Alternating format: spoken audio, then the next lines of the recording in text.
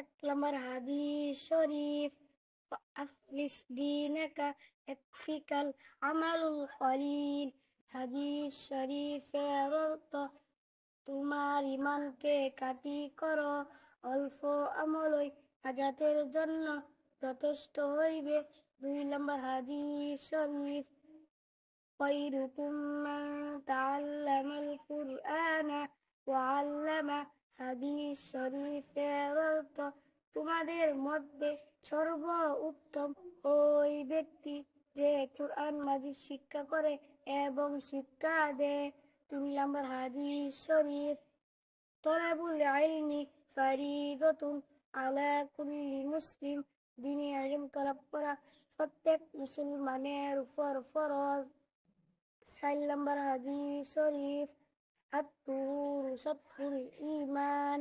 হাদিস শরীফের অর্থ, পবিত্রতা ঈমানের অঙ্গ।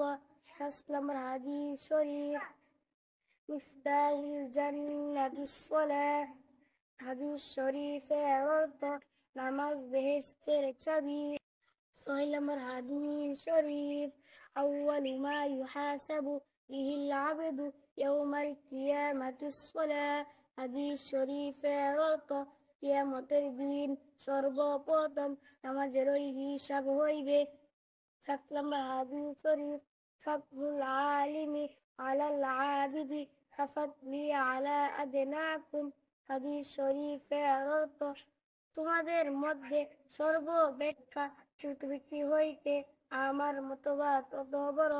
এ আলেম আবেদের চেয়ে একজন কাটি আলেমের মতবাদ তত বড়।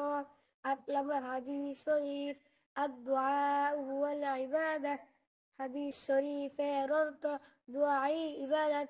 9 নম্বর হাদিস শরীফ, মান লাম ইয়াসআলিল্লাহি ইয়াগদাব আলাইহি।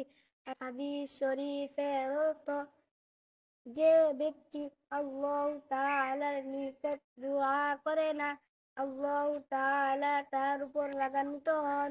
10 নম্বর হাদিস শরীফ, লা ইয়ারহামুল্লাহু মান লা ইয়ারহামুন নাস। হাদিস শরীফের অর্থ, আল্লাহ তাআলা ওই ব্যক্তির উপর রহম করে না যে মানুষের উপর রহম করে না। আসসালামু আলাইকুম ওয়া রাহমাতুল্লাহি ওয়া বারাকাতুহু।